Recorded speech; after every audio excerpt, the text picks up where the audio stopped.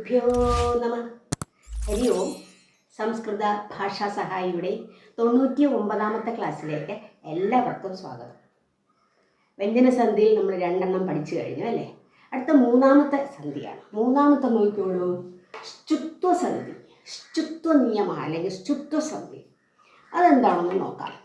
ഇപ്പോൾ അത് ഞാൻ നേരത്തെ പറഞ്ഞ എല്ലാത്തിനും ഓരോ സൂത്രങ്ങളുണ്ടെന്ന്, എല്ലാത്തിനും ഇല്ല, കുറേ ഏതാണ് അത് എഴുതി നോക്കാം. അപ്പോൾ ഇവിടെ ഇതിനെന്താ, സ്തോഹോ ശ്ചുന ശ്ചുഹു എന്നൊരു സൂത്രമാണ്. സ്തോഹോ ശ്ചുന ശ്ചുഹു, ഇതാണ് ആ സൂത്രം. സ്തോഹോ ശ്ചുന ശ്ചുഹു. സ്തോഹോ എന്ന് പറഞ്ഞാൽ എന്താ? സകാര തവർഗയോഹോ, സകാര തവർഗയോഹോ. മറ്റേ ശ്ചുന എന്ന് പറഞ്ഞാൽ ശകാര ചവർഗാഭ്യാം യോഗേ. ശ്ചുഹു എന്ന് പറഞ്ഞാൽ ശകാര ചവർഗവും സ്തഹ എന്നാണ്. എന്താ എൻ്റെ അർത്ഥം?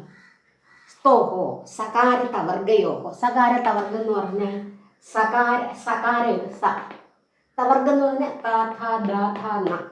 ഇതാണ് സകാര തവർഗയോഹോ. ഇനി ശകാര ചവർഗാഭ്യാം യോഗേ. ശകാരം എന്ന് പറഞ്ഞാൽ ഇത്, ചവർഗം അപ്പൊ ഇത് തമ്മിൽ ചേരുമ്പോൾ എന്തായി മാറും? ശകാര ചവർഗവും സ്തഹ എന്നാണ്. ശകാരം ചാച്ചാന ആയിത്തീരും. ഉദാഹരണം നോക്കാം നമുക്ക്. മനസ്സ്, മനസ്സ് പ്ലസ് ശാസ്ത്രം അല്ലേ? മനസ്സ് പ്ലസ് ശാസ്ത്രം ഇതെങ്ങനെ? അപ്പൊ ഇവിടെ മനസ്സ് സ് എന്ന് പറയുമ്പോഴത്തേക്ക് ഇവിടെ സ വന്നു അല്ലേ? സ്. അടുത്തത് ഷ വന്നു. അപ്പോൾ ഇത് എന്തായി മാറും? ഈ സ എന്തായി മാറും എന്ന് പറഞ്ഞാൽ ഇത് എന്തായി മാറും? ഷായി മാറും എന്നാണ് പറയുന്നത്. അപ്പോൾ മനസ്സ് മനസ്സ് ആയി. മനസ്സ് പ്ലസ് ശാസ്ത്രം,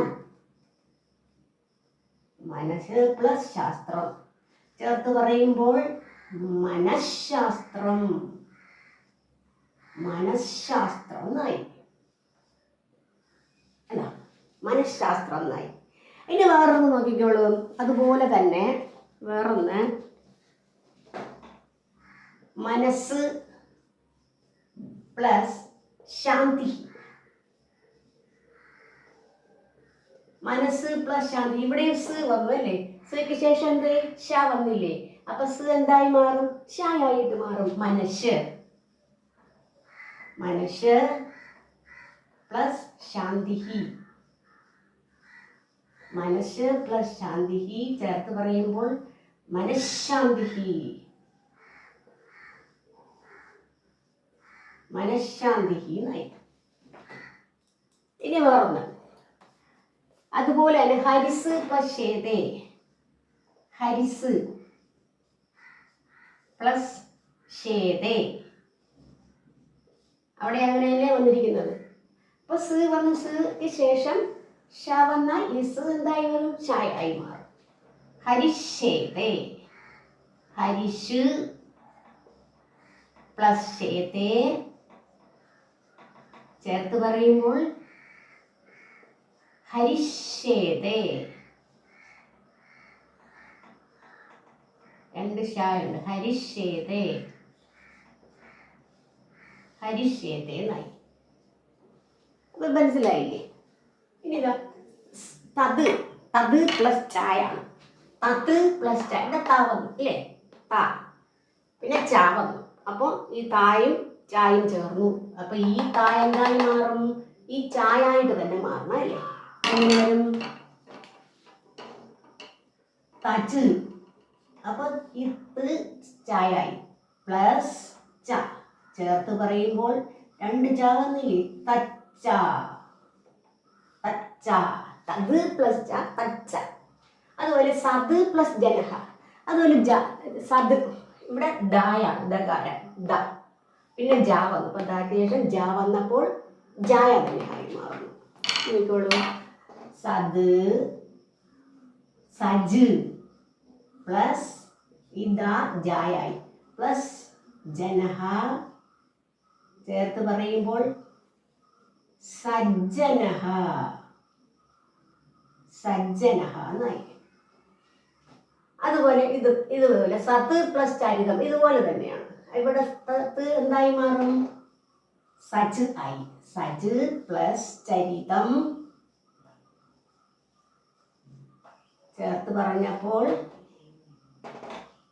സച്ചരിതം. 2 ച സച്ചരിതം.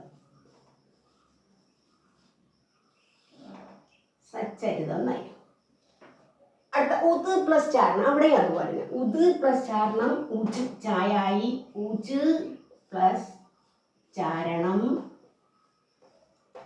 ചേർത്ത് പറയുമ്പോൾ ഉച്ചാരണം. 2 ച ഉച്ചാരണം.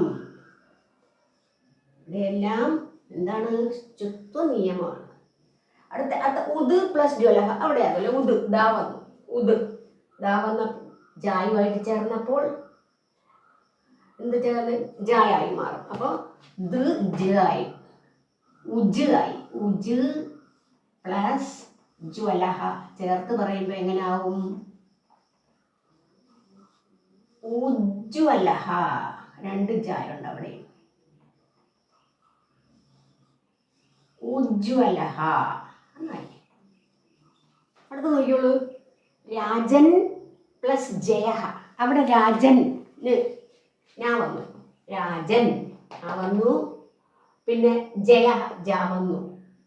അപ്പം ഇവിടെ ന്യൂ ആയി ചേരും. പക്ഷെ പറഞ്ഞിട്ടുണ്ട് സകാര തവർഗയോ ശകാര ചവർഗാഭ്യാം യോഗേ ഇതായി തീരുന്നു എന്നാണ്. അപ്പൊ നാ വരുമ്പോഴത്തേക്ക് നാക്ക് ശേഷം ഇവിടെ വന്നത് ജായാണ്. ഇതിൽ ജാ ഉണ്ടല്ലോ.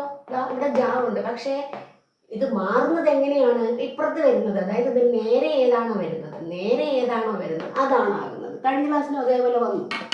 അപ്പൊ നോക്കിക്കോളൂ. രാജൻ. അപ്പം ഞായായി മാറണം.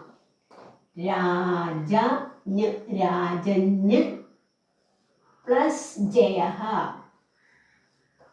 ചേർത്ത് പറയുമ്പോൾ രാജൻ ജയഹ.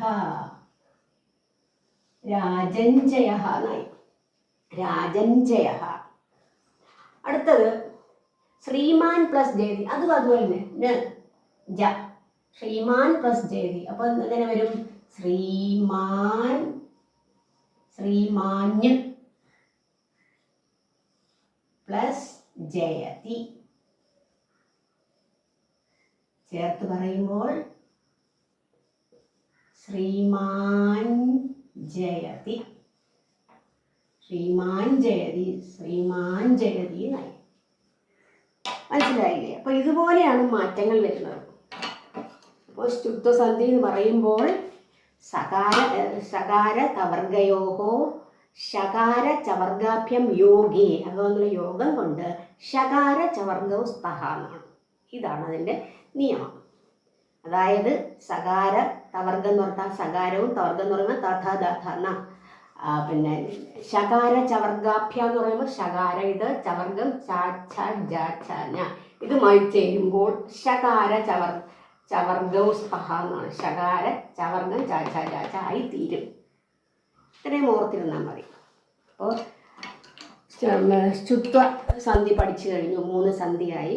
ഇനി അടുത്ത ക്ലാസ്സിൽ അടുത്ത സന്ധി നമുക്ക് പഠിക്കാം. അതിന് മുമ്പ് എല്ലാവർക്കും നന്ദി, നമസ്കാരം.